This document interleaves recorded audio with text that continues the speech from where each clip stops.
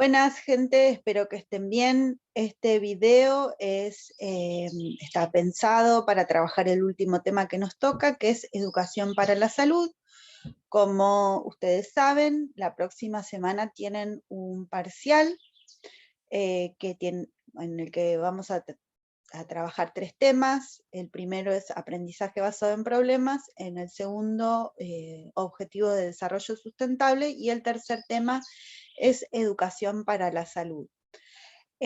Luego del parcial, bueno, va a tener su correspondiente recuperatorio, va a haber una segunda instancia de evaluación, que es la presentación de un proyecto de educación para la salud en algún formato, que puede ser PowerPoint o un afiche o el que ustedes elijan, algún formato de presentación de un proyecto de educación para la salud en base al ODS que ustedes hayan seleccionado. Eso se va a hacer de manera presencial la semana del 20 de noviembre, creo que los días asignados son 24 y 26, pero eso lo vamos a confirmar.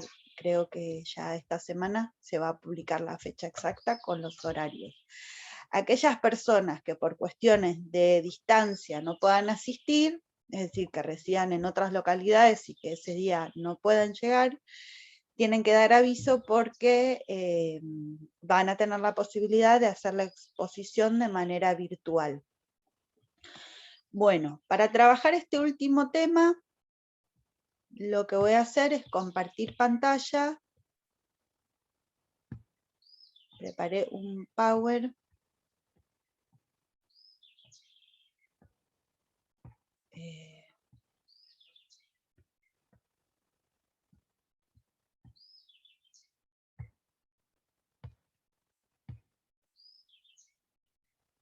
No.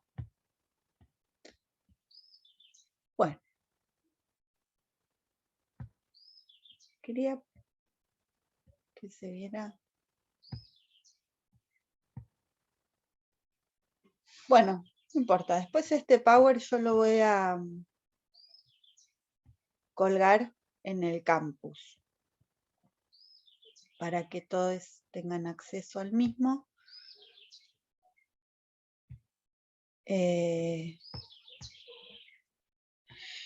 Bueno, educación para la salud. Acá me pareció interesante rescatar una frase de Carlos Matus. Carlos Matus, para quien no sabe quién es, era un ingeniero comercial, es un título como podríamos buscar una analogía acá en Argentina, licenciado en económicas, era chileno, ¿sí? Colaboró y asesoró al presidente en el gobierno del Allende en el 73, con el golpe de Pinochet quedó detenido. Realmente de lo que se pensó y escribió en cuanto a lo que es planificación, ¿sí? Si bien él era un economista, el tema de la planificación en todos los aspectos gubernamentales lo tenía por lo menos bastante trabajado. Esto es una frase que rescató de una de sus obras, Planificaciones de Situaciones. Todos somos responsables de mover o arrastrar la realidad hacia donde queremos, pero al mismo tiempo somos arrastrados en esa dirección que no queremos. Me pareció interesante esta frase para ponernos un poco en contexto como lo que siempre se sostiene, ¿no?, a lo largo de la formación académica, que es, bueno, que los futuros profesionales somos agentes de cambio, ¿sí? Y en eso de pensarse como agente de cambio, de observar una situación que nos parece injusta, desigual y que merece ser transformada, qué capacidad de acción tenemos para lograr esa transformación, y también tener en cuenta cuáles son esas variables que no podemos manejar y que nos pueden llegar a arrastrar hacia una situación que no queremos, ¿sí? Por ejemplo, observo una situación que es injusta y desigual. en la cual puedo ser reproductor o agente de cambio, ¿sí? Esa es como la invitación a pensarse desde esta lógica.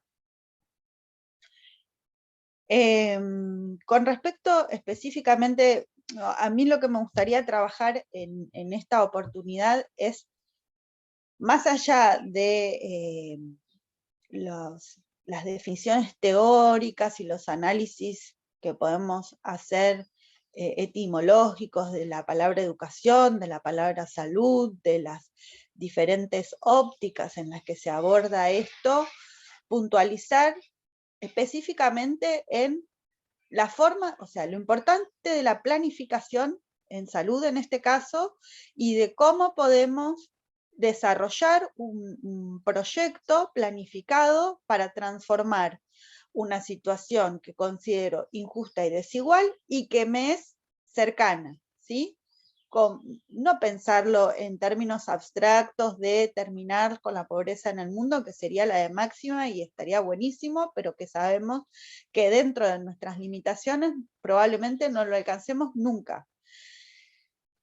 Bueno, por eso se pensó esta clase en ese sentido, ¿sí? Puntualizar específicamente cuáles son los pasos de la planificación, qué es lo que tengo que tener en cuenta para poder llevarla adelante de la manera más eficiente posible. Planificar es intentar someter a nuestra voluntad el encadenado de acontecimientos cotidianos que al final fijan una dirección y una velocidad a los cambios que inevitablemente experimente un país a causa de nuestras acciones. Esto también es del mismo libro de Carlos Matius. El primer paso para la planificación es el diagnóstico de situación. El diagnóstico de situación es la definición del problema que se pretende solucionar, minimizar o disminuir en su incidencia. Comprende la identificación de la situación, problema, factores causales, factores condicionantes, recursos disponibles, aspectos que se priorizarán con la participación activa de la comunidad y valoración de los componentes del problema que son susceptibles de intervención educativa. Este paso es fundamental porque es la base de cualquier planificación, ¿sí? Definir bien el problema. Yo voy a hacer un paralelo porque como ustedes saben, este trabajo final que se plantea desde Espacio 2 tiene su correlato en comunitaria, y en comunitaria ya estuvimos trabajando acerca de esta producción final en base al ODS, ¿sí? Y voy a tomar como ejemplo lo que yo ya estuve viendo que se trabajó. Dentro de la comisión que me toca a mí en comunitaria, los ODS designados fueron desigualdad de género y disminución de las desigualdades, de todo tipo, no solo de género. Bien. Por ejemplo, si yo quiero definir un problema, tomo el ejemplo de un grupo que trabajó desigualdad de género. Ese grupo que hizo una identificación de ese ODS, a qué se llama género, en donde pueden observar esas desigualdades. Uno de esos grupos que trabajó desigualdad de género se acercó a un comedor cercano al domicilio de alguno de los participantes, y a través de una entrevista a una persona que consideraron un informante clave, pudieron obtener determinada información acerca de quiénes son las personas que asisten al comedor a retirar la vianda. Y en esa entrevista pudieron conocer que del 100% de las personas que retiran los alimentos, más del 80% son mujeres, y de ese 80, más de 60 son mujeres con más de 3 hijos que no tienen un trabajo formal, solamente cobran algunas de las asignaciones y eventualmente tienen una changa, ¿sí? Esos son los ingresos económicos.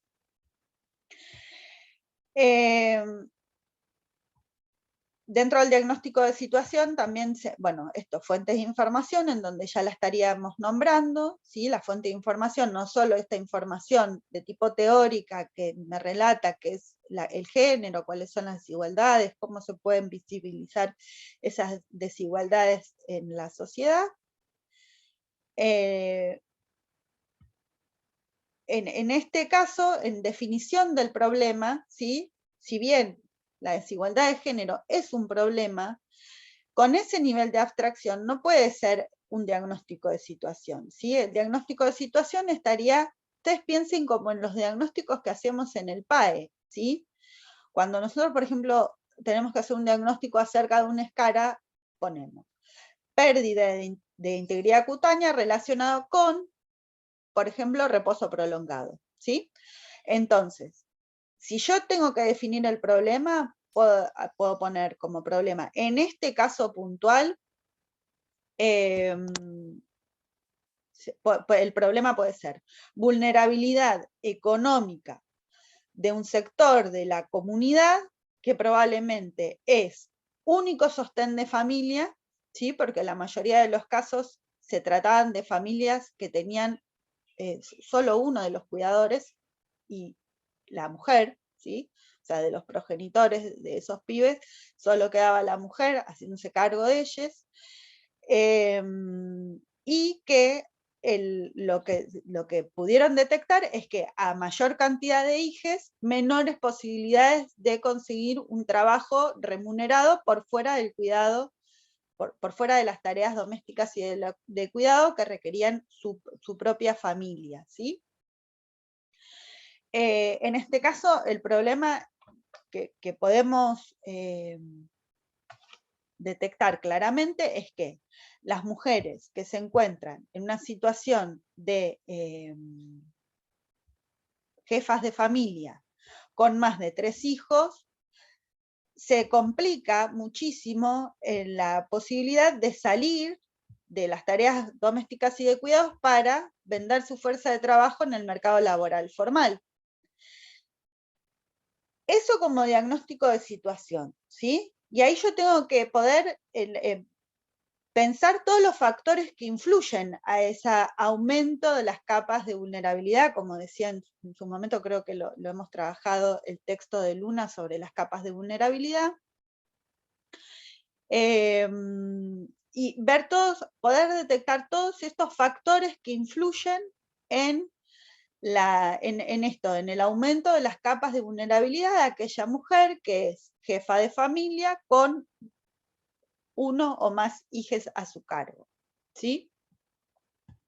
Luego, objetivos. ¿Qué pretendo lograr? ¿Cuándo? ¿Dónde? ¿Quiénes se beneficiarán? ¿Cuánto se logrará? Es decir, establecer las metas y determinar los objetivos según situación, problema que se pretende solucionar, aliviar o minimizar. Por ejemplo, volvemos al caso de este grupo que trabajó el tema del aumento de la vulnerabilidad de mujeres, evidenciado en que retiran el alimento, que es, o sea, tener que retirar el alimento en un comedor es uno de las variables que a mí me dan cuenta de que esa persona tiene vulnerabilidad social, ¿sí? Por lo menos presenta capas de vulnerabilidad social, porque no está logrando asegurar los alimentos desde su propia capacidad económica, ¿sí? ¿Qué pretendo lograr? ¿No? Por ejemplo, en este caso, no puedo poner como objetivo que las mujeres adquieran la autonomía económica necesaria para poder dejar de asistir a retirar la vianda en el comedor, porque es algo que dentro de mis posibilidades no lo puedo lograr, ¿sí? ¿Por qué? Porque no tengo la capacidad para proponerles fuentes de trabajo en el mercado formal, porque no tengo la capacidad de proponerles un cuidado de sus hijas para que ellas puedan disponer de ese tiempo que requiere el cuidado y vender su fuerza de trabajo en el mercado laboral formal. Lo que puedo hacer es, por ejemplo, ¿no? Si yo detecto que a mayor cantidad de hijes disminuye la posibilidad de que puedan vender su fuerza de trabajo por fuera de, o sea, vender su fuerza de trabajo en el mercado laboral formal, entonces uno de los objetivos puede ser informarlas acerca del acceso a los métodos anticonceptivos para evitar que sigan sumando capas de vulnerabilidad con más hijes no planificados. O sea, eso, a su cuidado, ¿sí? Esa puede ser un objetivo. Modifico la situación que hoy la pone a la mujer en este estado de vulnerabilidad. Hoy no. Solo prevengo que aumente su vulnerabilidad, ¿sí? Otra de las estrategias que puedo pensar es averiguar todos los tipos de ayuda social que existen y a las que pueden acceder. Armar un folleto y explicarles cómo pueden acceder a ese tipo de ayuda social, ¿sí? Ya sea la asignación universal por hijo, o algún plan, la tarjeta alimentaria, o alguna posibilidad de conseguir alimentos o materiales por fuera, o la posibilidad de conseguir algún tipo de asistencia para un emprendimiento que puedan llevar adelante dentro de sus hogares.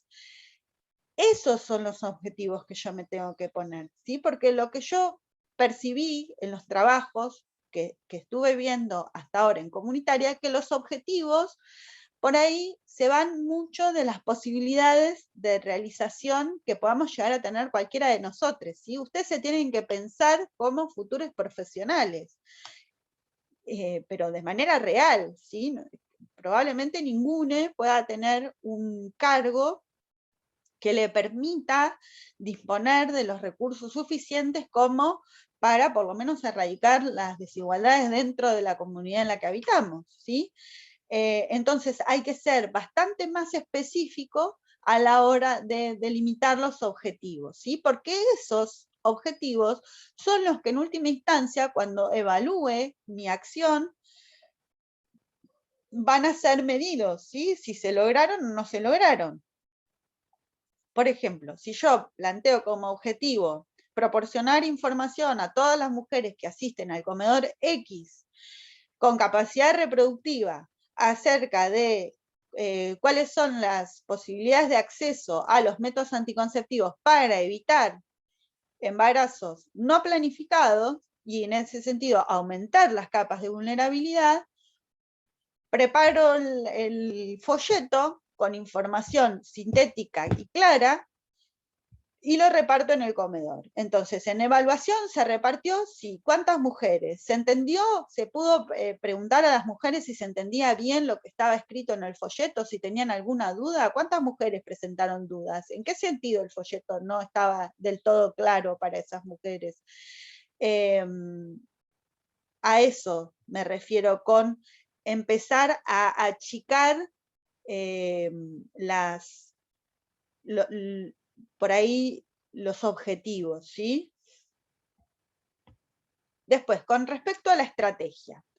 La estrategia está entendida como una serie de actividades que se realizan de manera secuencial y sistemática a fin de lograr un objetivo determinado.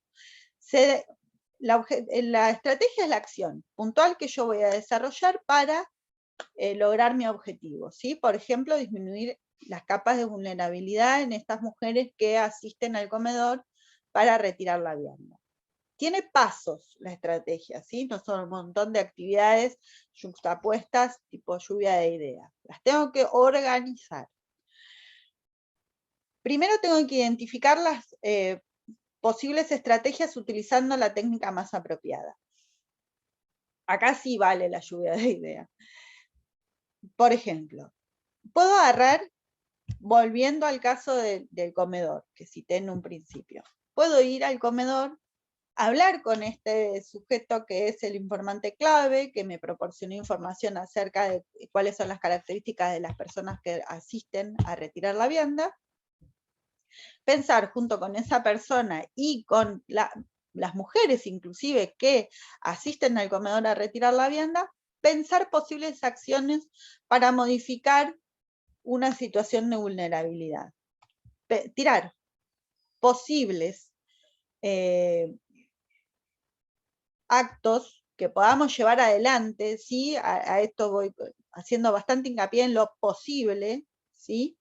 Que puedan de alguna manera modificar de manera favorable la situación de estas personas que asisten, ¿sí?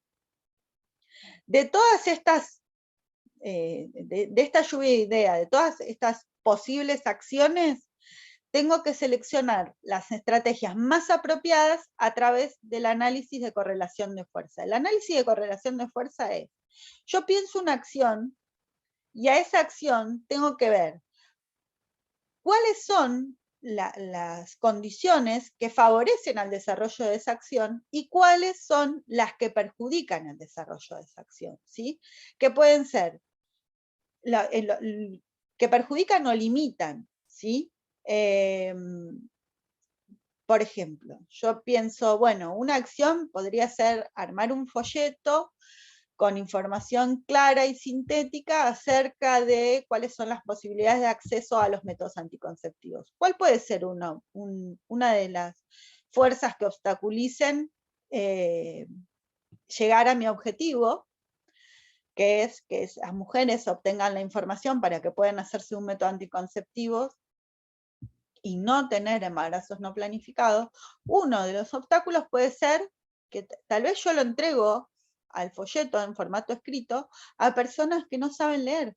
Ese puede ser un obstáculo, ¿sí? De ese universo de mujeres que asisten, ¿yo tengo la certeza de que tienen lectoescritura incorporada todas esas mujeres a las que yo quiero que les llegue la información? En caso de que no sea así, ¿cómo puedo yo salvar esa dificultad? ¿Qué otro formato que no tenga que ver con la lectoescritura puedo brindarles para que esa información llegue a esas mujeres? Por ejemplo, una charla. Una charla, ¿no? Pienso, bueno, si yo lo hago en una charla informativa y les cuento. ¿En qué horario? ¿En qué momento? ¿Todas asisten en el mismo momento? La hora de, por ejemplo, en la que retiran la vianda, que probablemente es el mediodía, a esa hora en donde o tienen que ir a buscar a los pibes al colegio o los tienen que llevar al colegio. Es un horario en el que la mujer puede disponer de tiempo suficiente para escuchar de manera atenta esa información que yo tengo para proporcionarles. Todas esas son las variables que tienen que estar presentes a la hora de pensar la estrategia, ¿sí? No tiene que ver solo con el ingenio, la inventiva o mi capacidad para generar material gráfico claro, sintético y agradable a la vista, ¿sí? Tengo que pensar todas estas cuestiones que favorecen y que obstaculizan la concreción de mi objetivo, ¿sí? Bueno, leo lo que dice acá: seleccionar las estrategias más apropiadas a través del análisis de correlación de fuerzas, consistente en analizar la factibilidad de cada estrategia pensando cuáles son las fuerzas favorables y las desfavorables que pueden influir en el éxito o fracaso de la estrategia.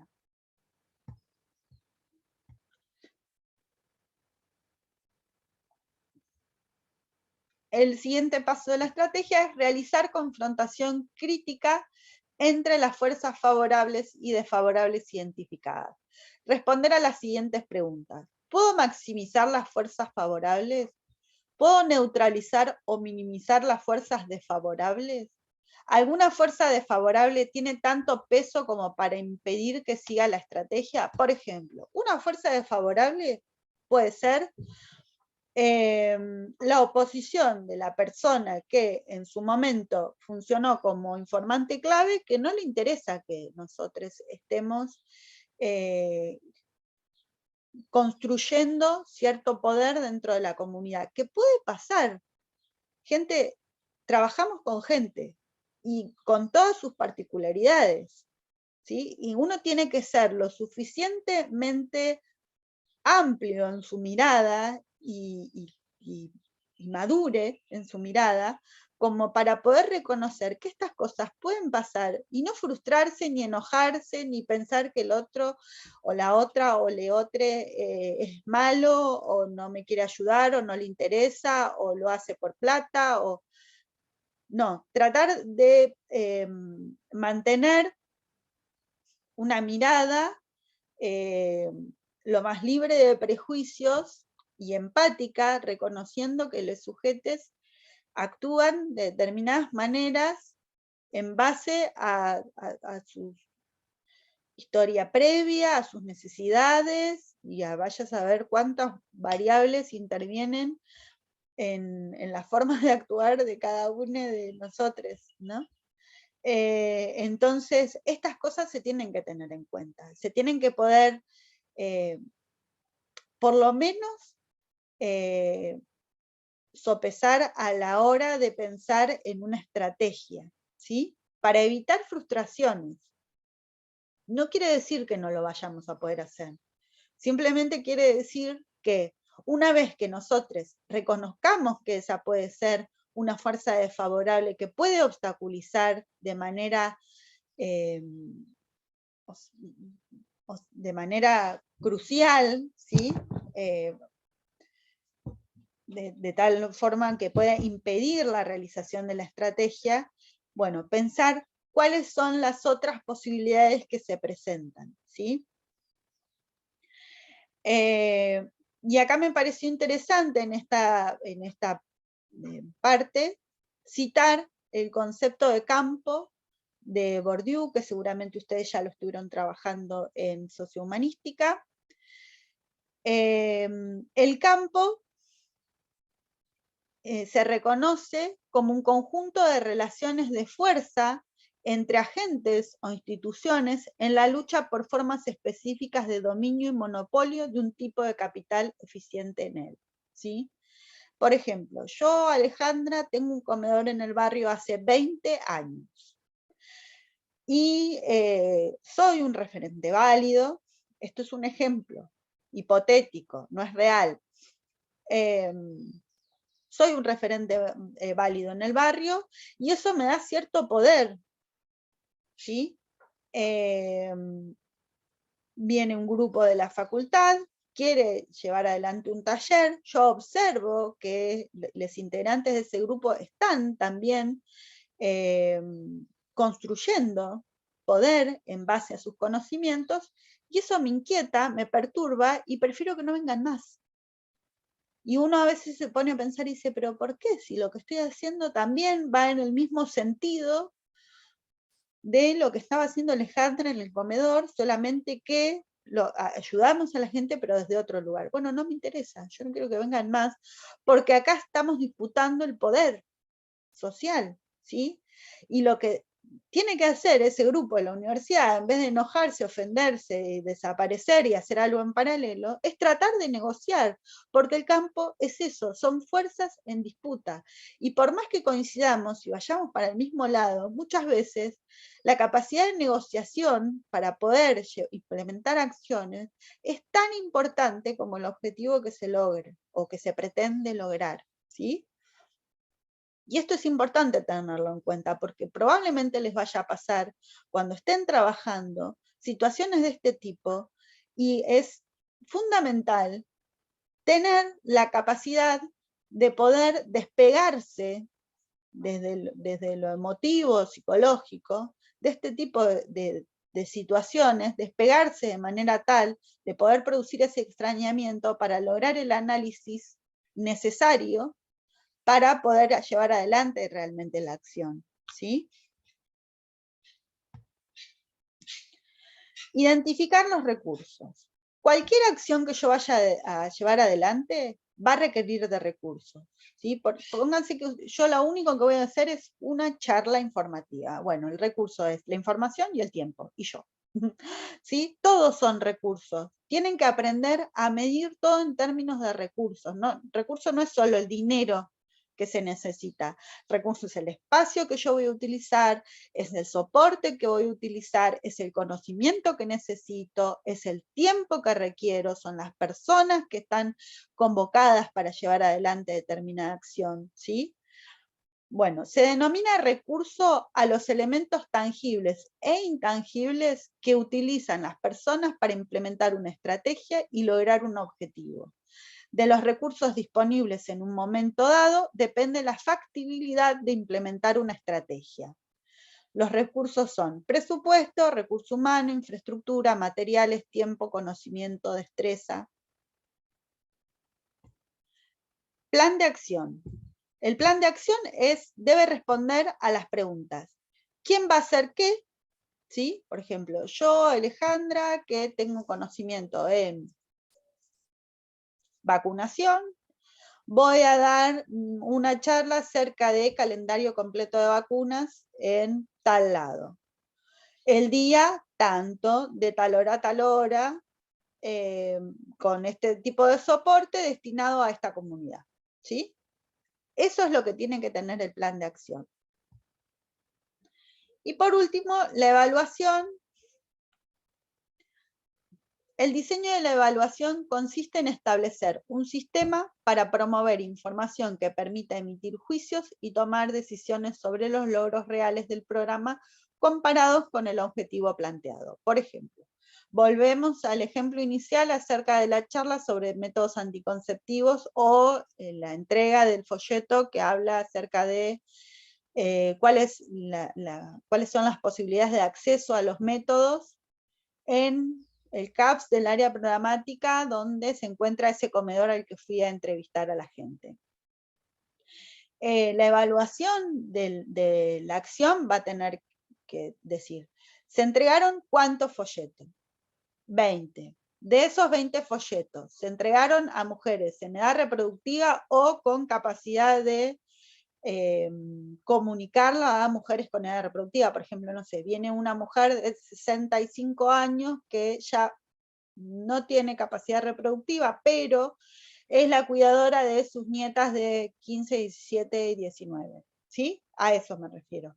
Poder evaluar cuál es el impacto de la acción, porque si yo me paro en la puerta del comedor y hago 100 folletos y entrego los 100 folletos, evaluar no quiere decir, sí, bueno, entregué los 100 folletos, la evaluación es buena, o sea, la acción fue favorable, o cumplí con mi objetivo. No, ¿sí? Solo entregarlo al papel no es cumplir con el objetivo, porque yo me tengo que cerciorar de que esa información llegue a la persona que le resulte pertinente. Mismo esto, me paro en la puerta del comedor, no tengo ni idea si las personas a las que yo le entrego ese papel saben leer. Eso, a eso me refiero con que cuando yo evalúo el impacto de mis acciones, de la actividad que llevo adelante, lo tengo que hacer de manera profunda, ¿sí? Diseñar la evaluación de procesos. ¿Cómo se está llevando a cabo el programa? La evaluación no solo es algo que yo hago para finalizar, sino que tengo que tener la capacidad de evaluar en el momento que implemento el programa. Por ejemplo, me paro en la puerta del comedor, empiezo a entregar folletos y al momento que entrego folletos me doy cuenta de que las personas que asisten no saben leer. Entonces, ahí tengo parte de la o sea, estoy evaluando y modificando. Bueno, ¿no saben leer? Busco esta estrategia. Se van a juntar el día domingo para traer a los pibes para hacer un día del niño recreativo, niñe. Bueno, ese día en donde la mayoría de las veces son las mujeres las que llevan a sus hijos a actividades recreativas, mientras les pibes juegan a la actividad que tengan planificada, yo voy a ponerme a charlar con las mujeres acerca de métodos anticonceptivos y accesibilidad en el CAPS que corresponde a esa área programática, ¿sí? O sea, evaluar no es cerrar, ¿sí? Le pongo bien o mal, o funcionó, no funcionó, o cuánto, no. La evaluación es continua y me tiene que permitir modificar si yo voy, o sea, si yo voy detectando a medida que implemento el programa que hay obstáculos que dificultan fuertemente la concreción de mi objetivo, tengo que ser capaz de pensar alternativas para poder lograr el objetivo planteado, ¿sí? Y la evaluación sumativa va más en orden de si se está llevando bien o mal, ¿sí? Por ejemplo, cuántas veces pude asistir a entregar la folletería, en qué horarios, qué capacidad de respuesta tuvo el equipo que planificó esa acción ante las demandas de la comunidad que asistía a, a esa actividad o a retirar la vianda, ¿sí? Todas estas cuestiones, en general, la mayoría de los procesos que se piensan de manera bien positivista tienen evaluaciones a través de matrices, ¿sí? En donde se colocan determinadas variables, se ponen logró, no logró, bien. Esto tiene otra perspectiva, ¿sí? Que yo pueda, lo podríamos pensar de manera más cualitativa, poder en cierta forma narrar cuál es la situación problemática, cuál es el obstáculo que se presenta, cuáles son las ideas que a mí se me ocurren para poder